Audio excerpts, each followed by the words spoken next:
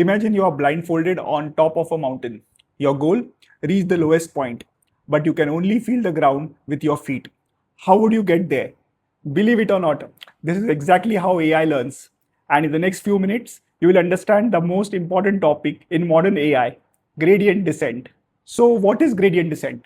Let's start with a simple example. You are trying to make the perfect cup of coffee. The first cup is too bitter. So, next time, you add a little less coffee. Now it's too weak. So, you add just a little more. Every cup teaches you something. You keep making small improvements. Eventually, you make a perfect cup. That's gradient descent.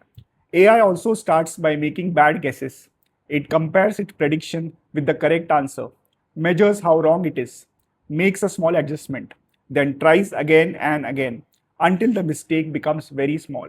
In simple words, gradient descent is a method AI uses to improve step by improving its mistakes. Now, before AI can improve, how does it know whether it is actually wrong? This is where loss function comes in. Imagine you are throwing darts at a dartboard. The closer you are to the center, the better your score. The farther away, the bigger your mistake. A loss function is simply a scorekeeper. It tells AI how wrong you are. A big loss means a big mistake. A small loss means AI is getting closer to the correct answer. The goal of AI is simple. Keep reducing the loss until the predictions become as accurate as possible.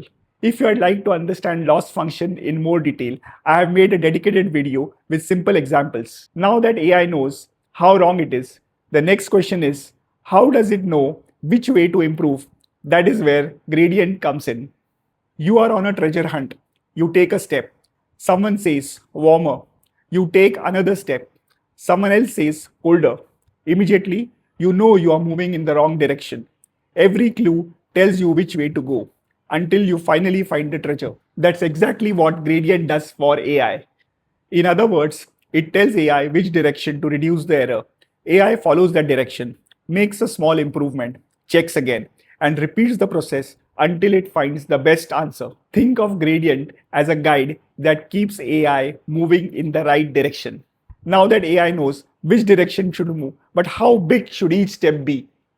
You are parking a car in a tight parking space. If you drive in too fast, you might overshoot the spot. But if you move very slow, you'll park smoothly and accurately. But it will take a long time to park. That's exactly what a learning rate does.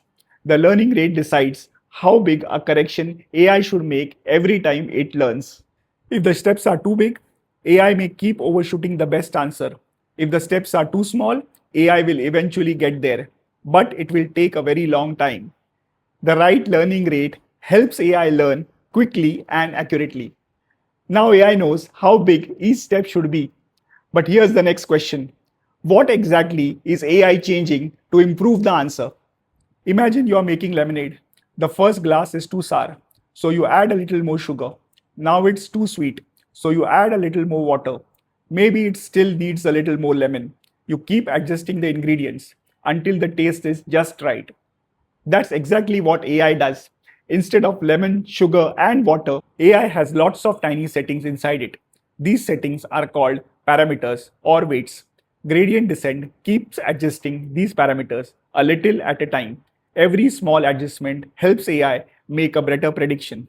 Think of parameters as control knobs inside AI, which are continuously fine tuned until the answer becomes as accurate as possible. Now AI knows what to change to improve its answers. But here's the final question. How many times does AI repeat this learning process? You are preparing for an important exam. You don't read the textbook just once. You read the entire book. Then you revise it again. Every complete revision helps you understand the subject a little better. That's exactly what an epoch is. An epoch means AI has gone through the entire training dataset once. After one epoch, AI has learned something. After another epoch, it usually performs even better. It keeps repeating this process until the predictions become accurate enough. Think of an epoch as one complete round of learning through the entire training data. All these important parameters help us explain how AI learns. But there is one more important question. When should AI update these parameters? That's exactly what three types of gradient descent decide. First, batch gradient descent. Imagine you are a teacher checking 100 answer sheets. You read every single paper. then decide the class average. Only after checking everything, you make your decision. That's exactly how batch gradient descent works. AI first looks at every example in the training data. It calculates the overall error. Then it makes one update to improve itself. Because it considers the entire dataset, its updates are very stable and accurate. But if the dataset has millions of examples, waiting to process everything before making one update can be very slow. That is why batch gradient descent works very well for small datasets but is not useful for the large ones. The next one is stochastic gradient descent. Now imagine a different approach. You are learning to play basketball. You take one shot, you miss. So you immediately adjust your aim. Every single shot teaches you something. You don't wait until you have taken 100 shots before making a correction. That's exactly how stochastic gradient descent works. Instead of looking at the entire training dataset, AI looks at just one training example. It checks the error, makes one update, then immediately moves to the next example. Because AI updates after every single example, it learns much faster than batch gradient descent. The last one is mini batch gradient descent. Now imagine there is a smarter way. You are learning to bake cookies. You bake one tray of cookies. Taste a few. They need a little more sugar. So you change the recipe. Then you bake the next tray. You don't wait until you have baked 100 trays before making changes. And you don't change the recipe after every single cookie either. That's exactly how mini batch gradient descent works. Instead of learning from the entire dataset or from just one example, AI learns from a small group of examples called a mini batch. It checks the error for that group, makes one update, then moves to the next mini batch. This gives AI the best of both worlds. It's much faster than batch gradient descent and more stable than stochastic gradient descent. That is why mini batch gradient descent is used in almost all modern AI systems. Let's summarize what gradient descent is. Every time AI makes a prediction, the loss function tells it how wrong it is. The gradient tells it which direction to move. The learning rate decides how big the next step should be. The parameters are what AI changes to improve its prediction. And an epoch is one complete round of learning through all the training data. The three types of gradient descent tells us when AI will update these parameters. Batch gradient descent waits until it has looked at all the training data, then makes one update. Stochastic gradient descent updates after every single training example. Mini batch gradient descent updates after looking at a small group of examples, giving the best balance between speed and accuracy. Here's this week small byte book pick. If you had like to understand gradient descent even better, I highly recommend Grokking Deep Learning by Andrew Trask.